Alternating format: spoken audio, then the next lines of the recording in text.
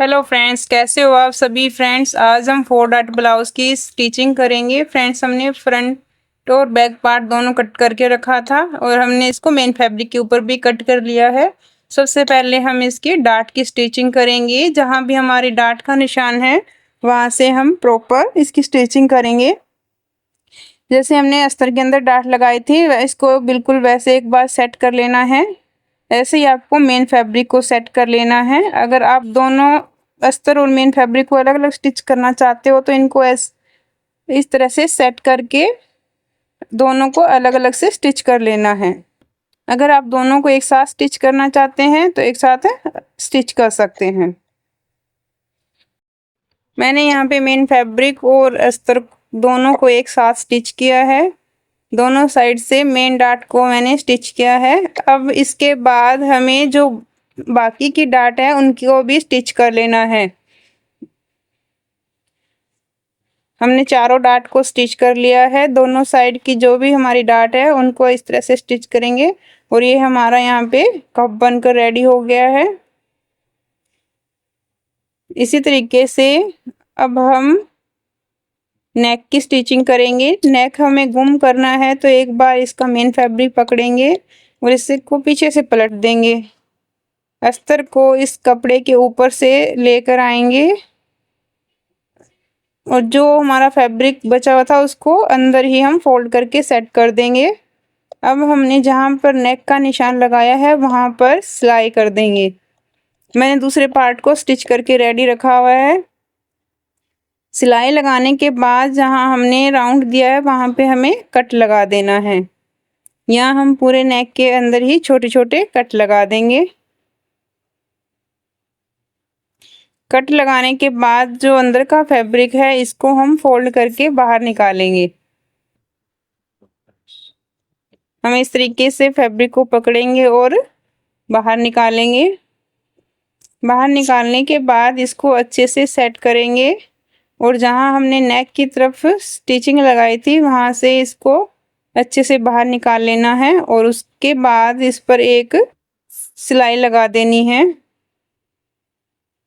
यहाँ से इसको हमने फोल्ड कर लिया है। फोल्ड करने के बाद इसको अच्छे से सेट करेंगे। जहाँ भी हमने वी शेप दी थी उस शेप को भी हम अच्छे से सेट कर लेंगे। मैंने दूसरे पार्ट को स्टिच करके रेडी रखा हुआ है। इस तरीके से इसके ऊपर स्टिच लगाएंगे। फ्रंट में हुक और आई की पट्टी लगाने के बाद हमारा नेक इस टाइप से रेडी हो जाएगा। अब हमें हुक और आई का देखना है कि हमें हुक और आई कौन सी साइड लगानी है। हमें सीधे हाथ की तरफ हुक लगाना होता है और उल्टे हाथ की तरफ आई लगानी होती है। ये चीज़ आपको हमेशा ध्यान रखना है। सीधे हाथ की तरफ हुक लगाएंगे, उल्टे हाथ की तरफ आई बनाएंगे। उसके बाद आई वाली पट्टी हमने रेडी करनी है। 3 इंच की मैंने पट्टी ले ली है और हुक वाली साइड मैंने 2 इंच की पट्टी ले ली है। हुक वाली साइड हम अस्तर से ही पट्टी बना देंगे। जो फैब्रिक हमने एक्स्ट्रा लिया था उस पर एक सीधे निशान लगाना है और जो एक्स्ट्रा फैब्रिक है उसको कट कर देंगे। 1/2 इंच सिलाई मार्जिन के लिए रखेंगे और बाकी का जो फैब्रिक है उसे कट कर देंगे। जब हम फ्रंट की डाट लगाते हैं तो हमारा फैब्रिक कुछ आगे पीछे हो जाता है, इसलिए इस लाइन को सीधा निशान लगा के एक्स्ट्रा फैब्रिक कट कर देना है।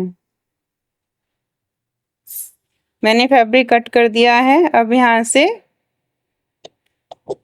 हुक वाली पट्टी की स्टिचिंग करेंगे। पट्टी को ऐसे रखकर एक सिलाई लगा देना है। फिर इसको अंदर की तरफ फोल्ड करेंगे और अंदर की तरफ फोल्ड करने के बाद इस फैब्रिक को मोड़कर एक सिलाई अंदर की तरफ भी लगा देंगे।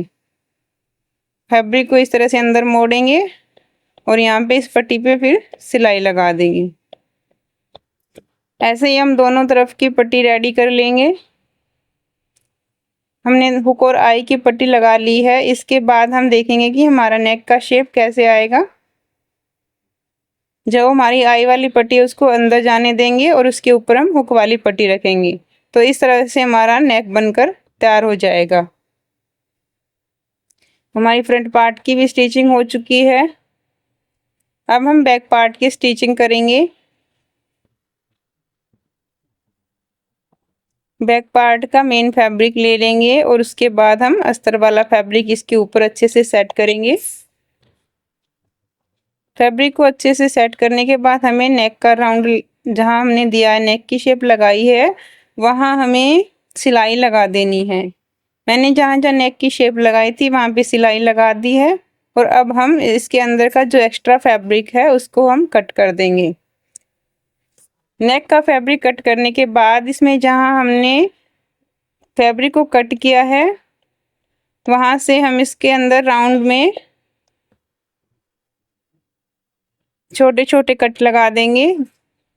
हम पूरे नेक के अंदर छोटे छोटे कट लगाएंगे। कट लगाते टाइम ध्यान रखना है कि हमारी सिलाई कट ना हो जाए।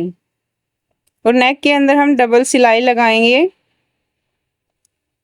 अब यहाँ से कट लगाने के बाद फैब्रिक को फोल्ड कर लेंगे, अस्तर वाला हिस्सा हम अंदर की साइड पलटेंगे और इससे नेक को सेट कर लेंगे। सेट करने के बाद नेक के ऊपर से हमें एक सिलाई लगानी है, एक लाइन जितना छोड़कर सिलाई लगाएंगे। अब दोनों नेक को पकड़कर अच्छे से चेक कर लेना है कि हमारे नेक बराबर है क्या नहीं। हमारे नेक बिल्कुल अच्छा से बनकर तैयार हो चुका है। अब यहाँ से हम बैक पार्ट के अंदर कटिंग करेंगे, क्योंकि जितना हमारा बैक पार्ट का पल्ला जो एक्स्ट्रा है फ्रंट पार्ट से उसको हम सेट कर लेंगे। पहले जहाँ जितना भी एक्स्ट्रा फैब्रिक है उसको कट करेंगे। यहाँ से मैंने एक्स्ट्रा फैब्रिक को कट कर लिया है। थोड़ा सा आर्म होल के अंदर भी एक्स्ट्रा फैब्रिक है तो उसे भी हम कट कर लेंगे।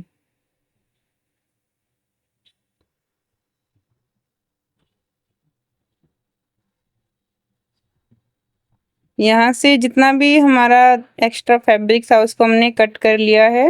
अब हम इस बैक पार्ट को फ्रंट वाले पार्ट के साथ मैच करेंगे। बैक पार्ट में जितना भी एक्स्ट्रा फैब्रिक होगा उसे कट कर देंगे। बैक पार्ट को अच्छे से सेट करके बिछाना है। उसके बाद हमें फ्रंट वाला पार्ट इसके ऊपर रखना है। जहाँ हमने फिटिंग का निशान लगाया है उस फिटिंग के निशान को फ्रंट वाले पार्ट के फिटिंग के निशान के साथ अच्छे से मैच करेंगे। दोनों का फिटिंग वाला पार्ट निशान हमने जहाँ लगाया है उसको मैच किया है। ये हमारा नीचे से जितना भी एक्स्ट्रा फैब्रिक आ रहा है वो हमें कट करना है।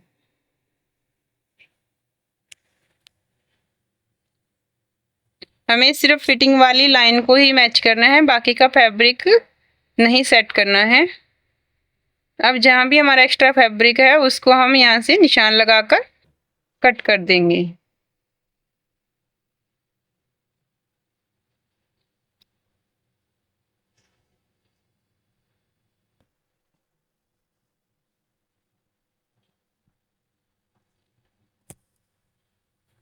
बैक पार्ट में जितना भी एक्स्ट्रा फैब्रिक था वो हमने कट कर दिया है। अब हम बैक पार्ट के अंदर डाट लगाएंगे। डाट का निशान जहाँ भी हमारा लगाया हुआ था वहाँ हम इसको एक बार के लिए गहरा कर लेंगे।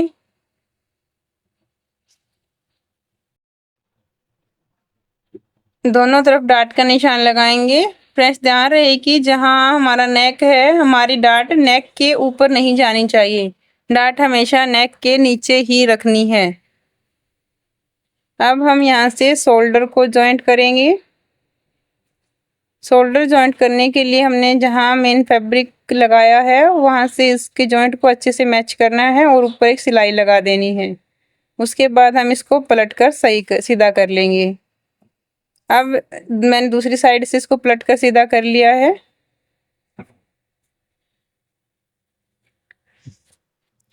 हमारा ब्लाउज कुछ इस टाइप से बनकर रेडी हो चुका है।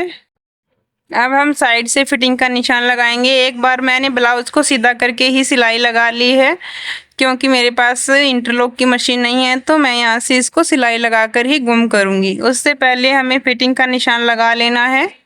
निशान हमारा हमें फिर से सेट करके लगाना पड़ेगा, क्योंकि डाट जहाँ पे हमने डाली है वहाँ पे हमारा निशान थोड़ा अंदर की तरफ जा चुका है। तो एक बार फिर से फिटिंग चेक करके हम फिटिंग का निशान लगाएंगे और बिल्कुल किनारी पर पहले हम एक स्टिच लगा देंगे 1/2 इंच अंदर करके। ब्लाउज हमने अभी के लिए सीधा ही रखा है। ब्लाउज को अंदर की तरफ फोल्ड करेंगे और अब हम फिटिंग की सिलाई लगा देंगे। इससे हमारा ब्लाउज गुम सिलाई वाला बन जाएगा। दोनों तरफ सिलाई का निशान लगाएंगे और इस तरह से हम इसको फोल्ड कर लेंगे। इसके बाद हम नीचे की जो सिलाई है उस सिलाई को लगा लेंगे। अब हम स्लीव्स की कटिंग करेंगे। स्लीव्स की कटिंग के लिए मैंने फैब्रिक को 4 फोल्ड करके लिया है। हमें स्लीव्स को कट करने के लिए कितना फैब्रिक चाहिए, इसके लिए हमें स्लीव्स चेस्ट को 4 से डिवाइड करना है। उसमें से 1 इंच माइनस करेंगे और जितना हमें मार्जिन चाहिए मार्जिन का हम ऐड कर देंगे। यहाँ पे मेरे पास 7 इंच का फैब्रिक है, तो 5 इंच तक की स्लीव्स बनकर रेडी हो जाएगी।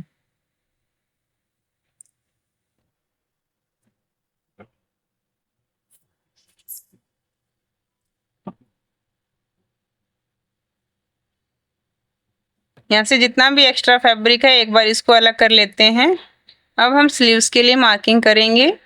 स्लीव्स के अंदर हम फोल्ड के लिए 2 इंच का फैब्रिक रखेंगे। 1/2 इंच हमारा ऊपर से दबेगा और 1.5 इंच हम नीचे से दबाएंगे। ये हमारी फोल्ड वाला फैब्रिक रहेगा। उसके बाद हम स्लीव्स की शेप देंगे। इसके लिए 34 साइज के लिए हमें 3.5 इंच तक स्लीव्स का झुकाव देना होता है, तो यहाँ से हम शेप लगा लेंगे।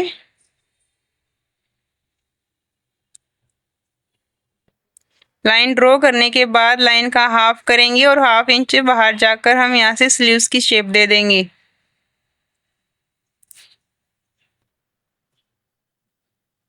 फ्रेंच कर्व को अच्छे से सेट करेंगे।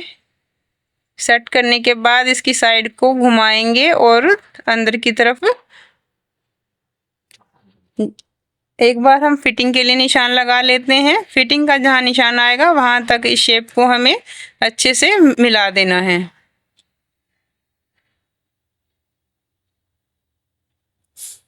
अब हम अंदर की तरफ फ्रंट आर्म होल की छटाई का निशान लगाएंगे। यहाँ से पहले इस लाइन को अच्छे से सेट कर लेंगे। अब यहाँ से हम फ्रंट आर्म होल की छटाई करेंगे। यहाँ से 1/2 इंच इतना अंदर आएंगे और फिर से आर्म होल के लिए निशान लगा देंगे। अब हमने जहाँ पे आर्म होल का निशान लगाया है वहाँ से इसकी कटिंग कर लेंगे।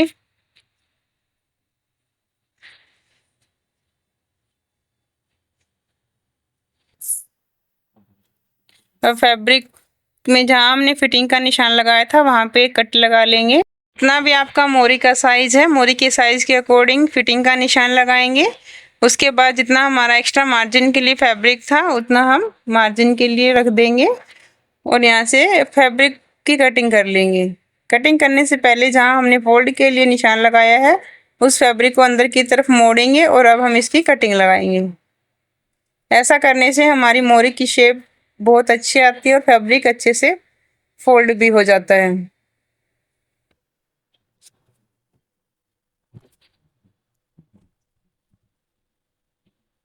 अब फैब्रिक के 2 पन्ने पकड़कर सीधा करेंगे और फ्रंट के आर्म होल की छटाई कर देंगे।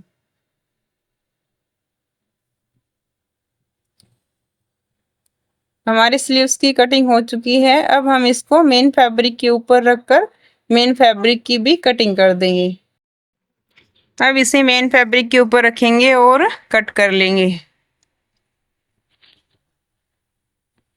जैसे जैसे हमने अस्तर की कटिंग की थी सेम वैसे ही हमें मेन फैब्रिक की कटिंग करनी है और हमने जहाँ भी फिटिंग का निशान लगाया है वहाँ एक कट लगा लेंगे और जहाँ हमने फोल्ड करने के लिए लगाया था वहाँ भी इसको कट कर लेंगे।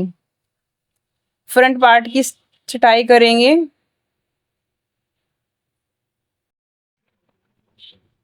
स्टिच करने के लिए हमने मेन फैब्रिक और अस्तर को एक दूसरे के ऊपर रख लिया है। मेन फैब्रिक का सीधा पार्ट हमने ऊपर की तरफ रखा है। अब जहाँ हमने स्लीव्स को फोल्ड करना है वहाँ एक सिलाई लगा देंगे। सिलाई लगाने के बाद हम इसको अंदर की तरफ फोल्ड करेंगे। पहले इसको अच्छे से सेट कर लेंगे और इसके बाद हम इसको फोल्ड सीधा करेंगे। सीधा करने के बाद यहाँ एक सिलाई लगा देंगे। अब फैब्रिक को अंदर की तरफ मोड़ेंगे। मोड़ने के बाद एक लाइन का निशान छोड़कर फैब्रिक के ऊपर से सिलाई लगा देंगे। अब इसको फोल्ड करेंगे और फिटिंग का निशान लगा देंगे।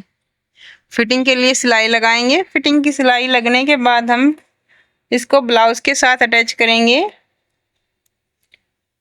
दोनों ब्लाउज और स्लीव्स हमने दोनों को उल्टा करके रखा है।